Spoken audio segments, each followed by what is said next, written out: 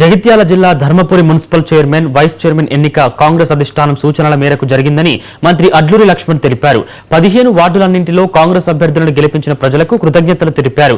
Municipal chairman పదవికి సంఘటన బట్ల దినేష్ సంతోషి వేముల నాగలక్ష్మి పోటీపడగా అధిష్టానం నిర్ణయంతో నాగలక్ష్మిని ఎంపిక చేసినట్టు చెప్పారు. అలాగే వైస్ చైర్మన్ గా ఇంచాపురం రామన్నను ఎంపిక చేసినట్లు మంత్రి స్పష్టం చేశారు. ఎన్నికల ప్రచారంలో ప్రజలకు ఇచ్చిన హామీలను 60 రోజుల్లో అమలు చేసిన తర్వాతే విజయోత్సవాలు నిర్వహిస్తామని మంత్రి పేర్కొన్నారు.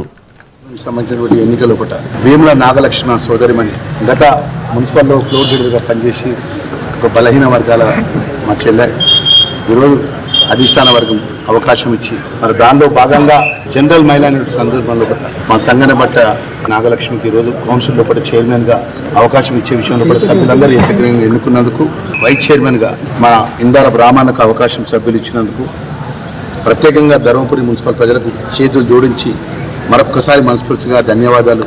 ఏదైతే ఎన్నికల్లో పట్ల నేను ఇచ్చిన మాట ఈ ప్రాంతానికి శాసనసభ్యుడిగా మంచి 100% ప్రజలకు ఇచ్చిన మాట 100% అమలు చేసి గౌరవ ముఖ్యమంత్రి గారితో ఎవరు ఊహించని విధంగా ప్రత్యేక నిధులు కానీ రాబోయే గోదావరి పుష్కరాల్లో ప్రత్యేక నిధులు తీసుకురావడం కానీ పెద్ద ఎత్తున చేస్తామనే విషయాన్ని మనవి చేసుకుంటూ రాబోయే రోజుల్లో చదువుకున్నది